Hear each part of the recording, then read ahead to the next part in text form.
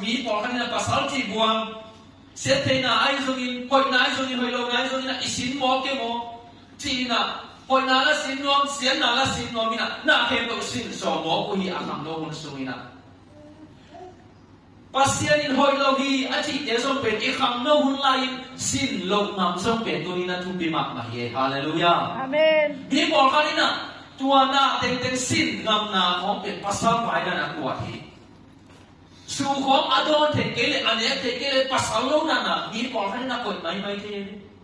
tua lang ko ya mi te in na pen pasal sing na omu kele som khamo lo hi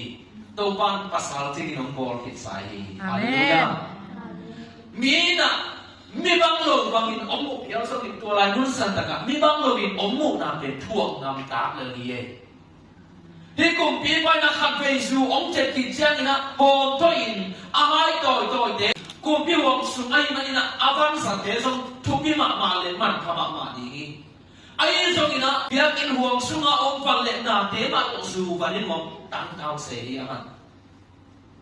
igen no min ma hi le khat ve ong che khel na hangin a hot lo na kam pi ong sen ke sa hi chi na kian nuam hiam zu don na wa angea nuam sama ma hi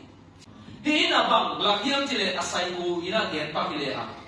ke nu tang na ai ke ka kingdom ka kompi gam suma pe ke alian pe ni ke ka na thu ne yong lo ni ke to ku ma thu ne thei lo ni chi ala na so hai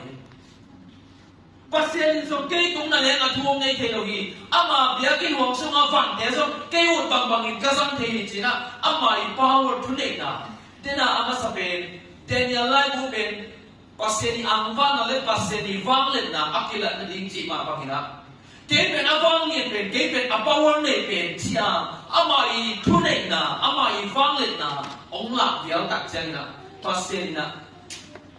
wang lian akisan mo pen pen ni pa pe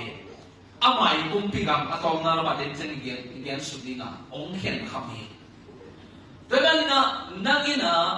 pasien na inuta na sunga hoi logi Hipen mi te ani kanung sui mi te ani nak kilo nogi si a ikel ite ani nak kali